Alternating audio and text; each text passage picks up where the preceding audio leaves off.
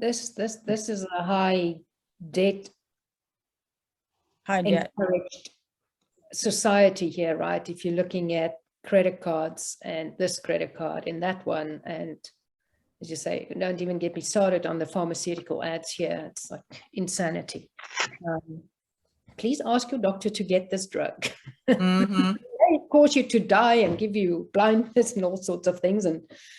And so there is a big challenge. I mean, statistically, if you look globally, only 2% of people globally can afford to retire. Right. It's not just the US. This is a global number. So I don't know what impact that has on people, but again, financial.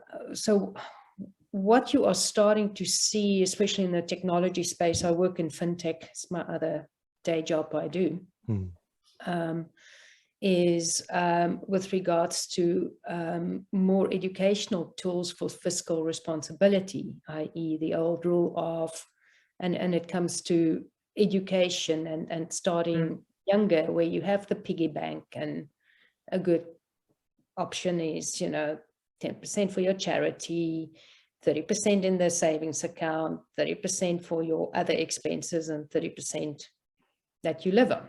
There's actually a provider in the UK called GoHenry, which has an app and a debit card for children, and you can allocate them pocket money, and then it shows the various things you were just talking about. Yeah, and there's think lots of about, that. yeah, and a lot of it is teaching people about compound interest, and that's why I say when you're looking at financial responsibility, I don't think there's enough education, but you are starting to see, especially in developing markets, which sit with high levels of poverty, and others where people live on credit. You are starting to see these type of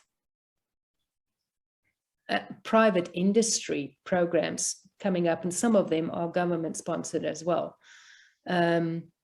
But society, at the end of the day, when you look at that 18-year-old, is, I mean, and this is the one thing which fascinates me as well from the Gen Zs, which is they are in this bracket, right, is the possibilities of the influenced economy where they can become millionaires. And unfortunately, some of them got into some good luck with crypto investments and things, became overnight millionaires. And now we know what the outcome of that is with the current crash, right? So in a way, there's this thing that, oh, I can just generate things. And so for me, it comes back into can't be early enough, and also get parents to start teaching kids, because, I was lucky to grow up in a family where my dad was focusing on that in teaching me the good habits. But not everyone's that lucky. No. Sorry. I think one of the reasons is because most parents don't know either. So that's where Knock is having a problem, because she has to educate them too. Do you have the phrase "babies having babies" where you are?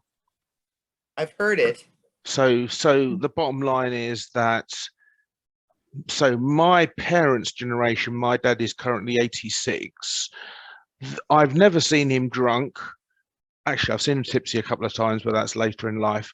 I've never seen him drunk. He always showed me, a firm hand. There was always not a firm hand physically, but a firm way of being. And they were made to be adults. He was alive during the Second World War, and so he's informed by that experience. My generation, so 50-year-olds, a lot of us were out partying with glow sticks and white gloves till 3, 4, 5 o'clock in the morning.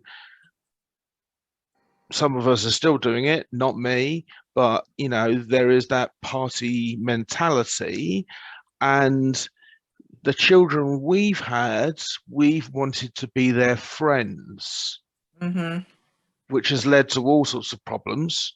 So the children they're going to have, which are the people that we're really talking about, because they're already having, so we're on, so I'm 50, they would have had children of their own. Yes, they are their child. So the children of the children are about 8 or 9 as we speak. In my generational group, my children generation have got their own children who are 8 or 9.